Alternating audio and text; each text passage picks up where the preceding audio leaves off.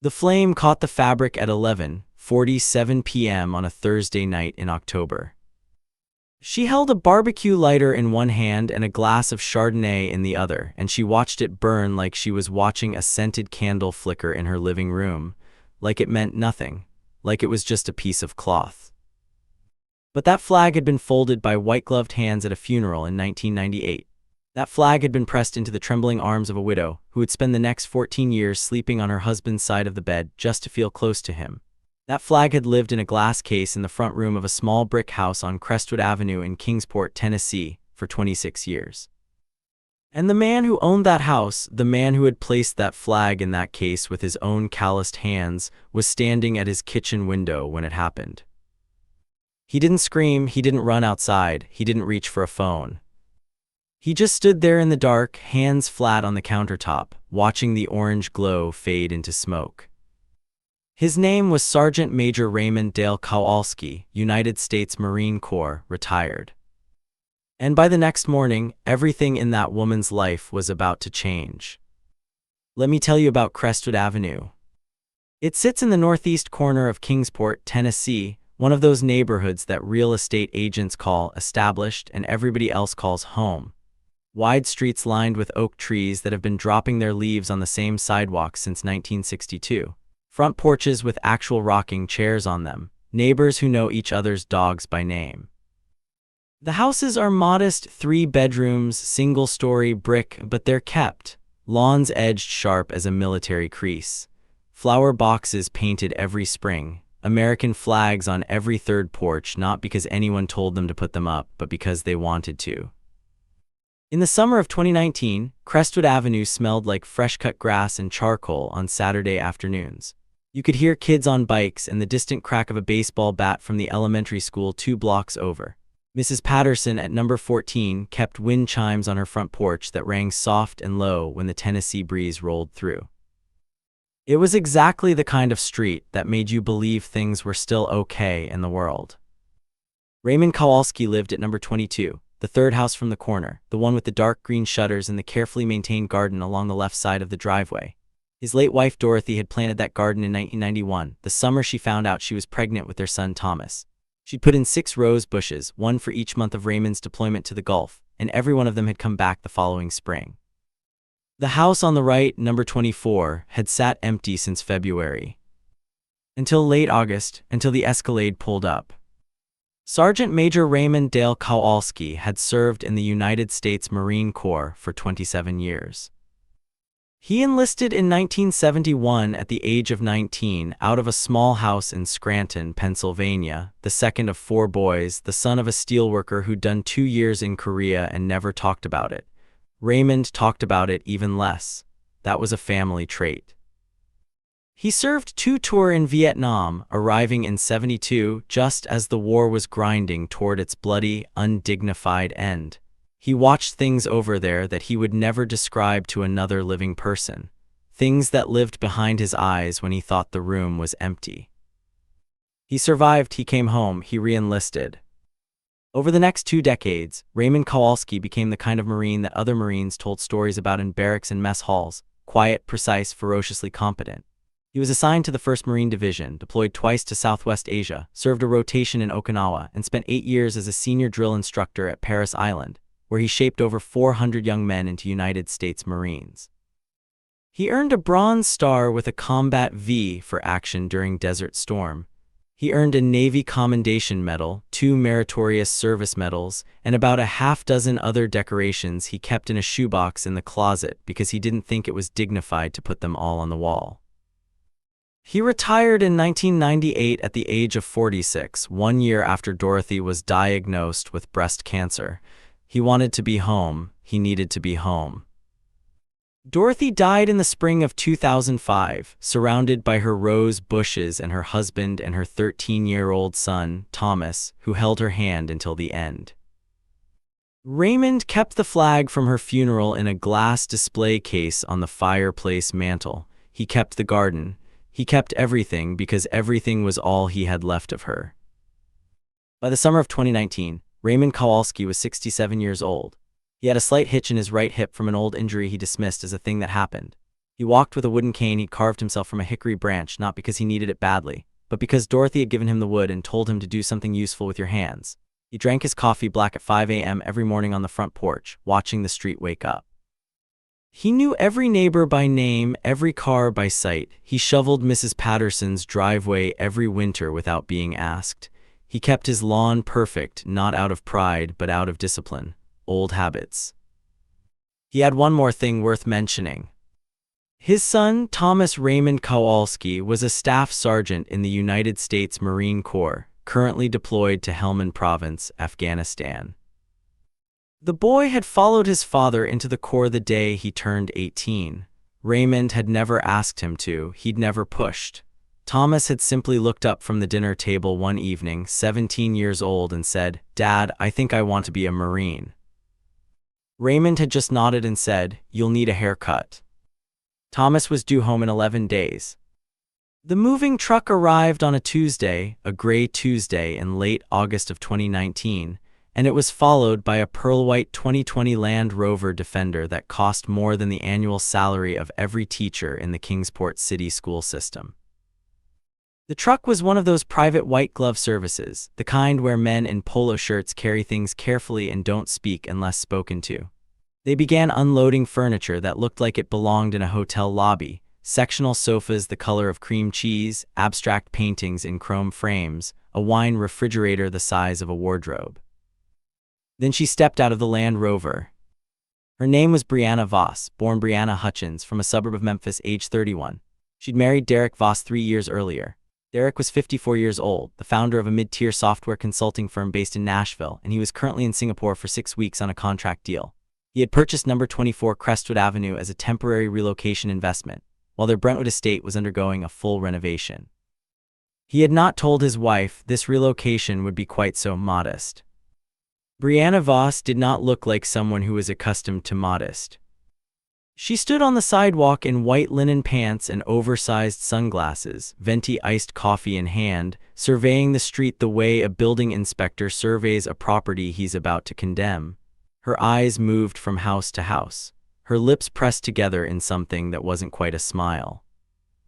Raymond was trimming the edge of his front walk when she walked over. He looked up, extended his hand. "Raymond Kowalski," he said, "welcome to the neighborhood." She looked at his hand, then at him, then at the cane leaning against the porch step. "Yeah, hi," she said. "Listen, does everyone on this block have dogs? Because I have allergies and I really can't have dog hair drifting onto my property." Raymond looked at her for a moment. "There are a few dogs on the street, yes." "Okay, well," she slid her sunglasses up her nose. "I'll need to address that with whoever's in charge." She turned and walked back to her moving crew. Raymond watched her go. He picked up his edging tool. He went back to work.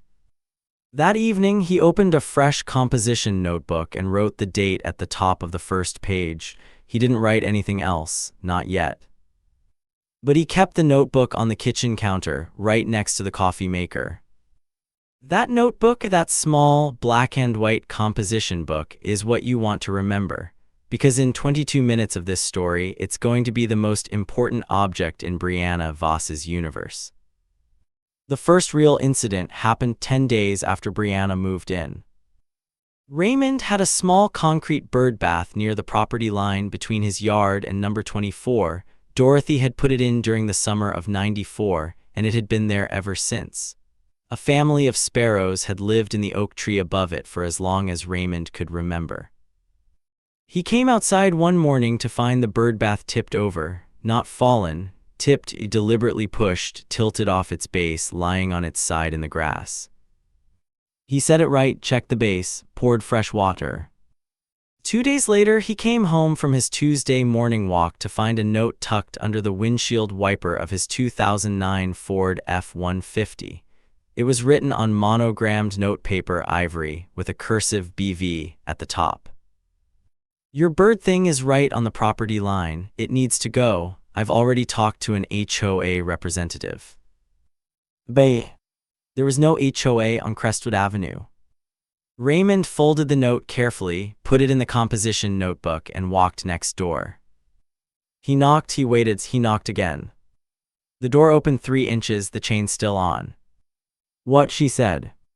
"Mrs. Voss, I wanted to talk about the bird bath. It belonged to my late wife and it's been in that spot for 25 years, well within my property line. I'd appreciate it if—" "I looked it up," she said, "and the property line is ambiguous and I don't really care what your wife did with it, okay? That's not my problem." Raymond took a breath, one slow, deliberate breath. "I'm not trying to start anything, I'd just like to be good neighbors." She closed the door. Not quickly, slowly, like he was a salesman she'd grown tired of, like he was an inconvenience to be filed away and forgotten. Raymond stood on her front step for a moment. The screen door of Mrs. Patterson's house creaked open across the street, and the old woman appeared, watching with worried eyes. Raymond gave her a small nod and turned back toward his house. He opened the notebook, he wrote the date, the time, and a brief description of both incidents. He also ordered 3 additional security cameras for the exterior of his house, bringing the total to 7. He positioned them himself, spending an afternoon up a stepladder with a level and a drill, adjusting angles until every square foot of his property and the adjacent sidewalk was covered.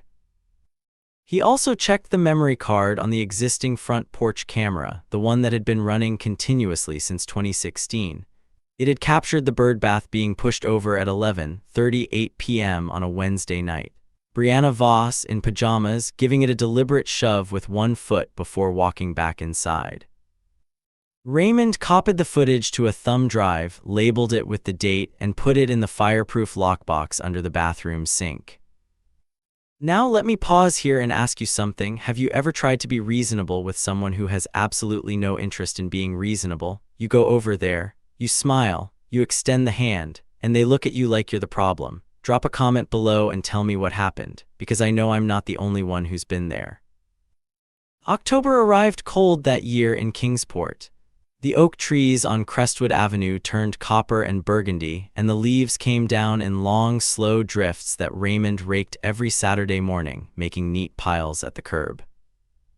Brianna Voss let her leaves sit. They blew into Raymond's yard, into his garden, into Dorothy's rose beds. That was minor. Raymond raked them up and said nothing. What happened next was not minor.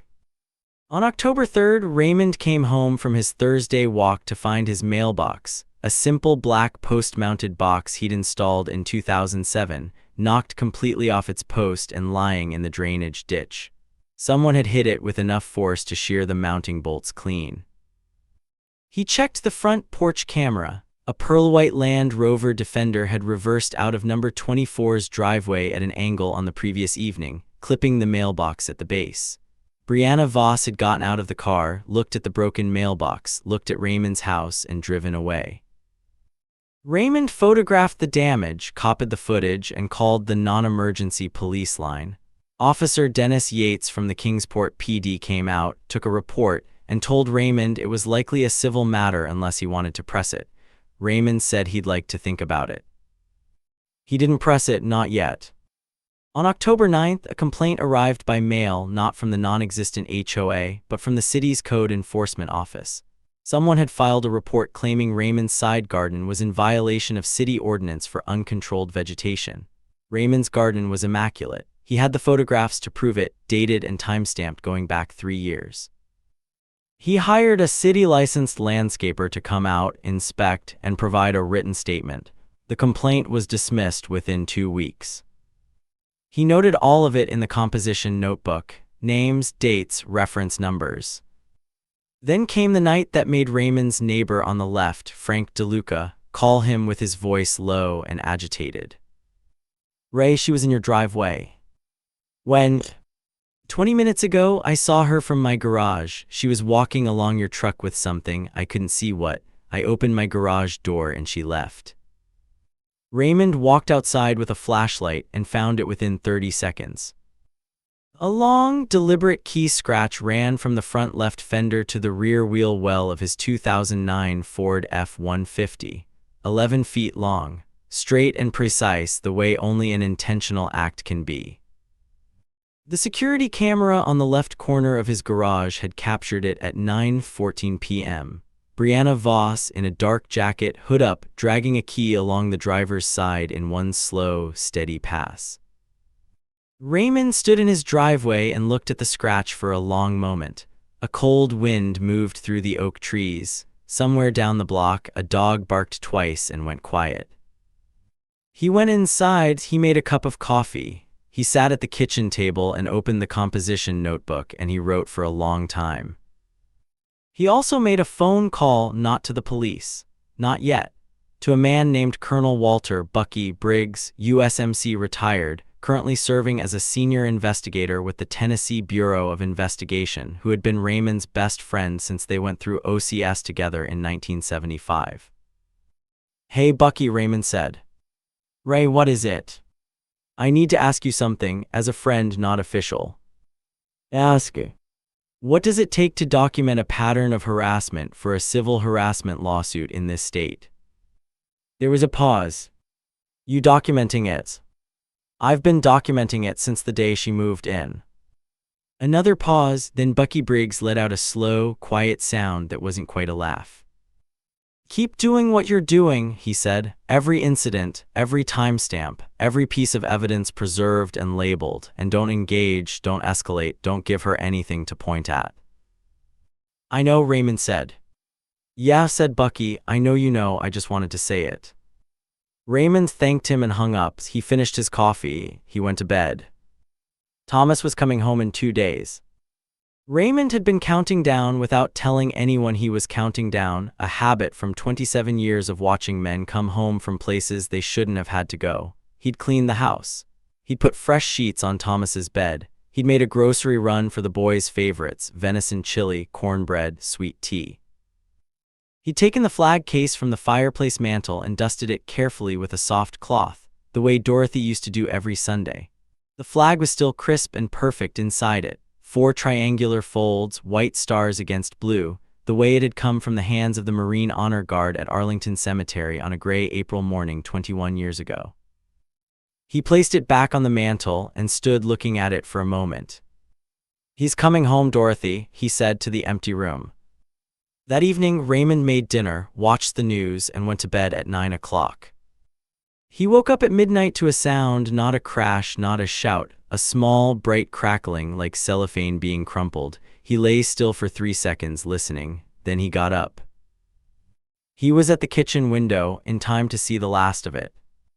She was standing in his front yard on the strip of grass between his porch and the sidewalk, the lighter in one hand, Chardonnay in the other. The flag case was open on the porch step behind her. She'd pried it from the mantel through the porch window screen, which had been pushed inward and left hanging by one corner.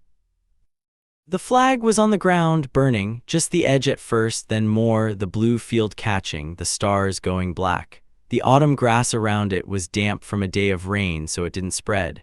It just burned, this one thing, this impossible, irreplaceable thing. Raymond stood at the kitchen window with both hands flat on the counter. He did not move for a very long time. Brianna Voss looked up, saw the kitchen light on, and for just a moment, one fraction of a second, something crossed her face that might have been the beginning of regret. Then she turned, crossed the lawn, and went inside number 24. Raymond walked to the front door. He walked down the porch steps. He stood over what remained of the flag ash and a few threads of charred fabric on the wet grass. The gold fringe along one edge was still faintly glowing. He reached down and carefully gathered what he could into his hands. He stood up. He looked at number 24. He went inside. He closed the door. He did not call the police that night. He did not knock on her door. He did not make a sound that any of his neighbors could later describe as distress or anger. He sat at the kitchen table with what remained of the flag held gently in his hands, and he stayed there until 5 a.m. Then he made his coffee. He opened the composition notebook. He wrote for 20 minutes, describing everything in precise, dated detail: the time, the method, the evidence, the estimated value of the destroyed property. Then he made 2 phone calls. The first was to Bucky Briggs. The second was to a number in the 615 area code that he'd had memorized for 11 months. It rang twice. Thomas, Raymond said, "It's Dad. I know you're due in on Saturday. Can you get here sooner?" A pause on the other end. Static, the distinct tinny quality of a satellite line from 12 time zones away. "What happened, Dad?" Raymond told him quietly, factually, the way he'd been trained to report things. The line was quiet for 6 seconds. "I'll be on the first available transport," Thomas said. "I'll be there by morning." Now, if you think Raymond is going to let this go, if you think 47 years of discipline, 2 tours of Vietnam, a Bronze Star, and a 27-year career in the United States Marine Corps has left Raymond Kowalski without a plan, then you haven't been listening. And you haven't met a man like Raymond. Stay with me, because here's what nobody knew at the time. Here's what Brianna Voss did not know about her quiet neighbor at number 22. She didn't know that Raymond Kowalski had spent 8 of his 27 years in the Marine Corps, attached to the Judge Advocate General's Corps as a senior enlisted advisor, essentially a paralegal with combat experience, and that he had participated in over 60 Article 32 hearings and was intimately familiar with evidence law, chain of custody, witness documentation, and what a clean evidentiary record looks like when it lands in front of a judge. She didn't know that Colonel Walter "Bucky" Briggs, Raymond's phone-a-friend at the TBI, had spent the previous 3 weeks quietly running a background check on Derek Voss, Brianna's largely absent husband, and had found something interesting. Derek Voss's software consulting firm, Voss Solutions LLC, was currently the subject of a quiet federal inquiry by the IRS Criminal Investigation Division regarding approximately $2.4 million in potentially fraudulent expense filings over a 4-year period. The inquiry was not yet public. It was not yet an indictment, but it was very, very active. She didn't know that 3 of her other neighbors, Mrs. Patterson, Frank DeLuca, and a retired schoolteacher named Gail Morneau at number 18, had been keeping their own informal notes of her behavior since September, unprompted, because they were the kind of neighbors who watched out for their own. She didn't know that Raymond's 7 security cameras had captured a combined 11 separate incidents. The birdbath, the mailbox, the keying, 3 instances of trash thrown onto his property, 1 incident of her cutting back his oak tree limbs over the property line without notice or permission, a violation of Tennessee's neighbor tree law, and most significantly the flag burning in clean, time-stamped, high-definition 4K footage. She didn't know that Raymond had mailed a USB drive containing copies of all that footage to Bucky Briggs via certified mail on October 14, 2 weeks before the flag burning, as a precautionary evidentiary backup. And she absolutely did not know that Staff Sergeant Thomas Raymond Kowalski, 26 years old, 2 tour in Afghanistan, Purple Heart recipient, currently assigned to the 3rd Battalion, 7th Marines, had called his unit's JAG officer from a satellite phone at 300 Helmand Province time, and been on a military transport heading west within 4 hours of hanging up the phone. Thomas landed at Tri-Cities Regional Airport in Blountville at 6:12 a.m. on a Friday morning in October 2019. He was still in his desert utilities. He hadn't slept. He didn't look tired. He got in the cab, gave the driver the address, and looked out the window as the Tennessee hills rolled past in the early morning gray. He had 1 duffel bag. And inside that duffel bag, packed carefully alongside a change of clothes and a photograph of his parents from 1990, was a manila envelope. Inside the envelope, the business card of Mr. Aaron Whitfield, senior partner at Whitfield & Cook, LLP, one of Knoxville's most respected civil litigation firms, who had already been retained by Raymond Kowalski the previous Monday, 7 days before the flag burning, in anticipation of exactly this kind of escalation. The cab pulled up to 22 Crestwood Avenue at 7:04 a.m. Raymond was on the porch, coffee in hand, wearing his old Marine Corps sweatshirt, the one that had gone gray from washing. Thomas got out of the cab, walked up the porch steps, and put his arms around his father. They stood like that for a long moment, neither of them speaking. Then Raymond said, "She burned your grandmother's flag, son." Thomas pulled back. He looked at his father. "I know," he said. He sat down in the other porch chair. He accepted the cup of coffee Raymond handed him without a word. They sat together in the cold October morning, looking at the ash stain on the frost-wet grass, not 20 feet from the porch. Across the driveway, the curtains at 24 Crestwood Avenue moved. Thomas noticed. He said nothing. He just drank his coffee. "Now let me pause here for a moment. If you've ever had someone go after something that belonged to your family, something that meant everything and could never, ever be replaced, you know exactly what was happening inside that young Marine as he sat on his father's porch. Tell me in the comments, what would you have done? Because what Thomas and Raymond did next, I want you to see how it was done right. It began on a Tuesday morning. The sky over Kingsport was the color of pewter, low, flat clouds moving in from the northwest, temperature in the low 40s, the kind of morning that smells like rain that hasn't fallen yet. At precisely 9:15 a.m., a black Chevy Tahoe with government plates pulled up to 24 Crestwood Avenue and parked at the curb. Two men in dark jackets got out. They were followed 30 seconds later by a marked Kingsport Police Department cruiser. And then moving slowly, deliberately, the way all official vehicles seem to move when something important is happening. A silver sedan with the logo of the Sullivan County Sheriff's Office on the door. They were followed by a woman in a gray blazer carrying a leather portfolio who walked to the front door of number 24 and knocked. Mrs. Patterson came out onto her porch at the sound of car doors. Frank DeLuca appeared in his driveway in a bathrobe, holding a rake he'd just picked up. Gail Morneau stopped on the sidewalk with her morning coffee and did not move. Brianna Voss opened the door in a silk robe, her hair up, a cup of coffee in one hand. She looked at the assembled group on her front step and said something that the neighbors later described as a kind of strangled noise. The woman in the gray blazer introduced herself as Jessica Tanner, process server, and handed Brianna Voss a thick document. It was a civil lawsuit filed in Sullivan County Circuit Court by Raymond Dale Kowalski, plaintiff, against Brianna and Voss, defendant, citing criminal trespass, intentional destruction of personal property of irreplaceable sentimental and historical value, vandalism, the mailbox, tortious interference, harassment, and willful infliction of emotional distress. The complaint sought $1.2 million in compensatory damages, plus legal fees.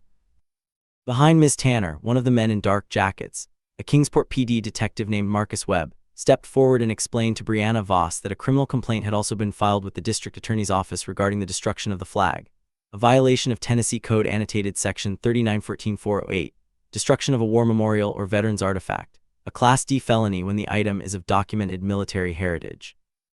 The criminal trespass onto private property and the willful property damage to the mailbox and vehicle.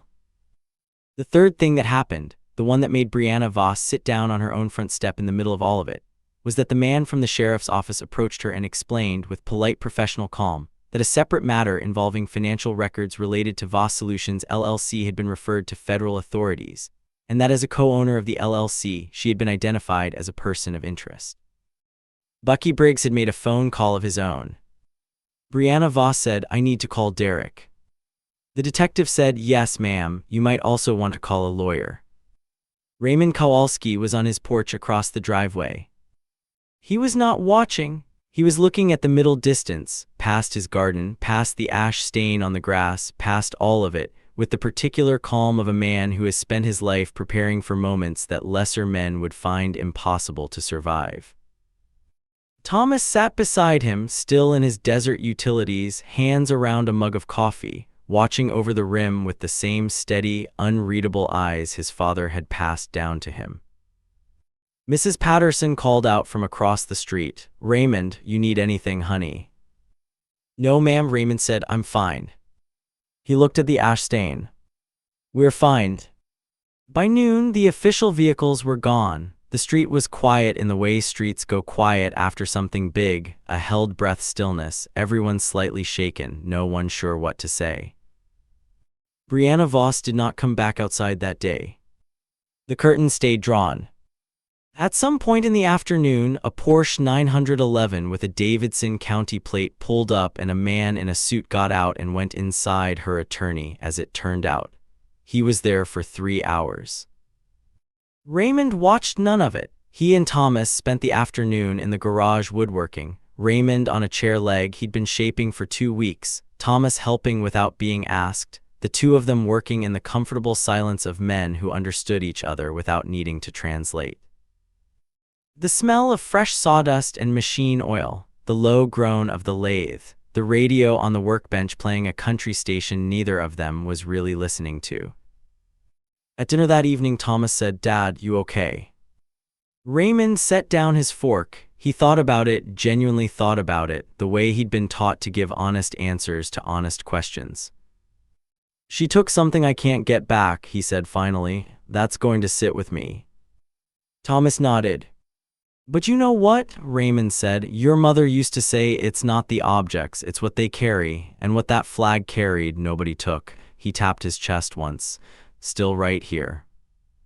Thomas looked at him for a long moment. "Semper Fi, Dad," he said.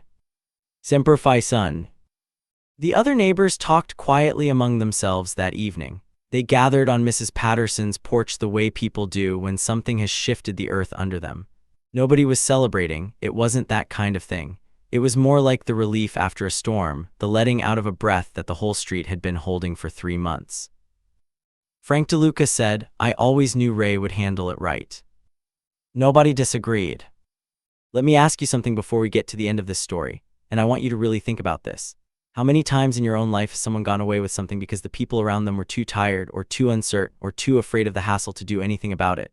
And how many times did it take just one person, one patient, methodical, absolutely unbowed person to change that? Put your answer in the comments. I read every single one." The moving truck came for Brianna Voss's things on a Thursday morning in early November, just 22 days after the papers were served. Derek Voss, who had flown back from Singapore the moment his attorney called him, had arranged it quietly and quickly. He did not come himself. He sent a property management company to handle the logistics and a real estate agent to begin the process of listing number 24 Crestwood Avenue. Brianna Voss loaded herself into the Land Rover while the movers worked. She did not look at number 22. She did not look at any of the neighbors who were, yes, outside that morning, quietly going about their business. Mrs. Patterson was watering her front garden, although it was 41 degrees and nothing needed watering. Frank DeLuca was standing in his driveway, nominally checking his tire pressure. Gail Morna was walking her miniature dachshund, Biscuit, very, very slowly. Nobody waved, nobody said a word. The Land Rover pulled away at 9:47 a.m. The street was quiet. The wind chimes on Mrs. Patterson's porch rang soft and low. Raymond was not outside. He was in the kitchen, making his second cup of coffee, reading the sports section of the Kingsport Times-News. Thomas was still there. He'd taken his leave extension, and he was in the garage, finishing the chair leg his father had started. In the months that followed, here is what the public record showed. The civil lawsuit against Brianna Voss was settled out of court the following February, the terms partially sealed per the settlement agreement. Raymond's attorney, Aaron Whitfield, later confirmed in a brief statement that the settlement amount exceeded Raymond's initial filing demands.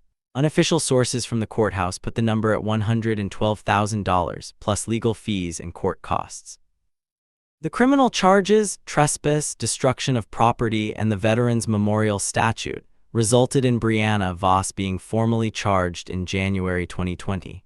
She entered an all-forward plea in March and received 2 years of probation, 200 hours of community service, and a permanent record.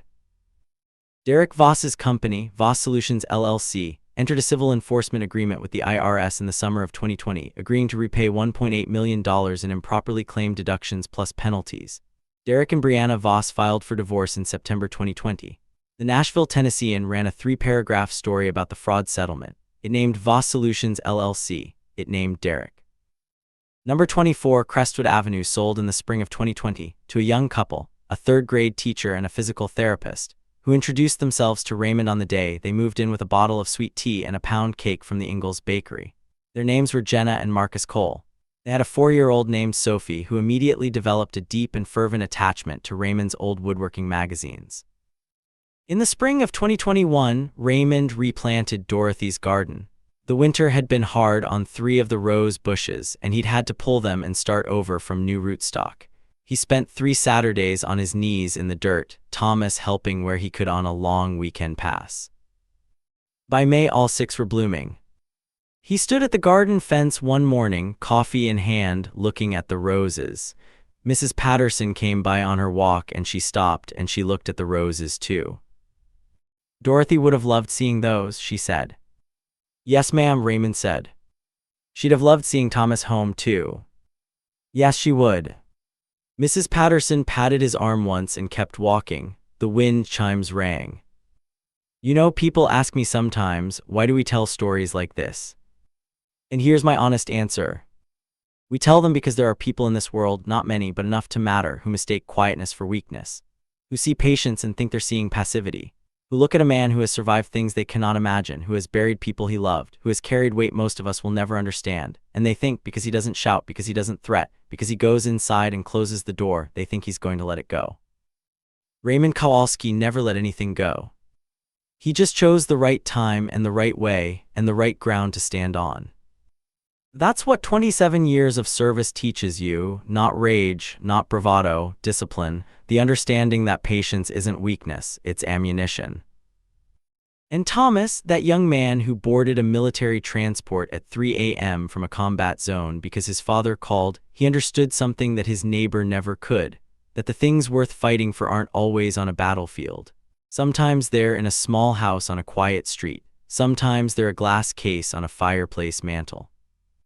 Sometimes they're 6 rose bushes that a woman named Dorothy planted in the summer of 1991 while her husband was somewhere in the Persian Gulf, counting the days until he came home. So let me leave you with this. Never mistake a quiet man for a weak man. Never mistake patience for permission. And if you ever find yourself across the fence from a veteran, a man or woman who has given years of their life in the service of this country, who has seen things and lost things and kept going anyway, think very carefully before you decide they don't matter. Because they have always known exactly who they are. It's only the people trying to diminish them who never figure that out. Thanks for spending this time with me tonight, folks. You take care of yourselves and you take care of your neighbors. The good ones anyway. This story is inspired by real events and public court records. Names, locations, and specific details have been changed or dramatized for storytelling purposes. Any resemblance to real individuals is coincidental.